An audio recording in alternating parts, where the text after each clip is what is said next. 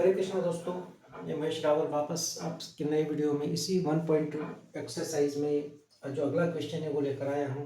एक क्वेश्चन इसके पहले हमने कर चुके थे कि √5 एक इरेश नंबर है, वो मैंने आपको प्रूफ करके बताया था। ये इस वीडियो में हम प्रूफ कर रहे हैं 3 + 2 √5। ये क्वेश्चन एनसीईआरटी बुक मैथ्स का है। क्वेश्चन नंबर सेकेंड है exercise 1.2 real number some exercise कर रहे हैं। इसमें इसमें सेम चीज इसमें भी हमको ये प्रूफ करना है कि 3 + 2 √5 इज इरेशनल। ये प्रूफ करना है। रेशनल और इरेशनल की डेफिनेशन में आपको पहले बता चुका हूँ क्या होती है। रेशनल जो इसको P/Q के फॉर्म में लिखा जाता है, अपॉन में जो नंबर्स होते हैं वो रेशनल होते हैं। इरेशनल जो रूट में होते हैं जिनका स्क्वायर रूट नहीं निकलता है, ये भी मान लीजिए। या पॉइंट में कोई आंसर आता है जो कंटिन्यू आता रहता है, वो इरेशनल नंबर होते हैं। तो अब यहाँ पर सेम चीज हमको वैसे ही करना है, बहुत इजी है। जिसने √5 वाला अच्छे से क्या होगा, ये उसके लिए बहुत इजी रहेगा। क्यों? क्या आपको देखिए यहाँ पे लिखा है।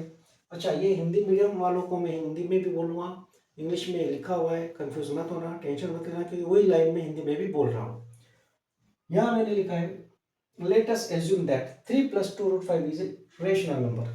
मतलब हमने यहाँ मान लिया, उसका उल्टा मान लिया कि भाई उसका अपोजिट मान लिया कि इसका यहाँ पे हमको प्रूफ करना इरेशनल, लेकिन हमने मान लिया कि चलो ये रेशनल है, हमने मान लिया, उल्टा मान लिया, ये हमने अपोजिट मान लिया उसका। इसका मतलब ये कि जब ये रेशनल नंबर है तो डेफिनेटली P/Q के इक्वल ही होगा ना। P/Q क्या है?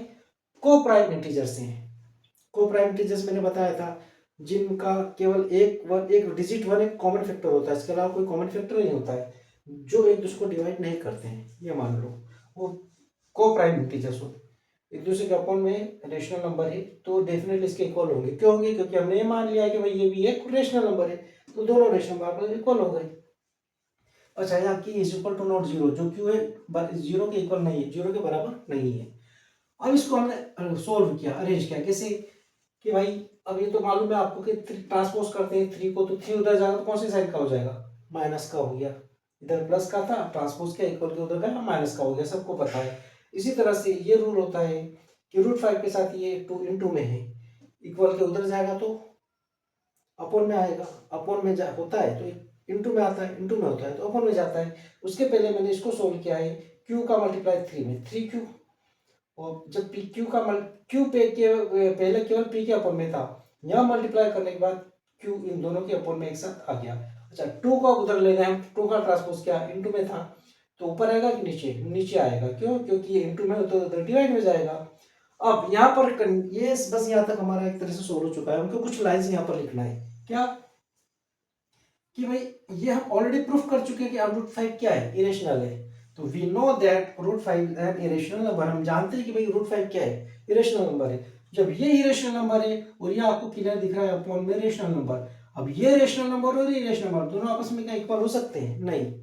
तो जो हमारा स्टेटमेंट, जो हमारा जो एजम्पशन था वो रॉन्ग हुआ कि भाई 3 + 2 √5 इज ए रेशनल नंबर, ये रॉन्ग है। It means 3 + 2 √5 is a irrational number. Thank you. तो ये मैंने एक सवाल और बताया, इसी टाइप के कुछ और सवाल है, बिल्कुल इसी मेथड से कीजिए। बहुत इजी सवाल है। √2 भी इरेशनल होता है, √3 भी इरेशनल होता है, √5 भी इरेशनल होता है। इसके बेस पर इस टाइप के जो सवाल है आपके सेम इसी तरह से, बस आपको यहाँ रीअरेंज करना है, थोड़ा सा सोल्व करना है, इसी तरह से वो सारे क्वेश्चंस हो जाएंगे। तो thank you for watching my video. और आगे और मैं नई एक्सरसाइज लेके आने वाला हूँ, देखते रहिए, सब्सक्राइब कीजिए। इसके अलावा कमेंट जरूर कीजिए, शेयर कीजिए, अपने दोस्तों को बताइए ज़्यादा से ज़्यादा। Thank you very much.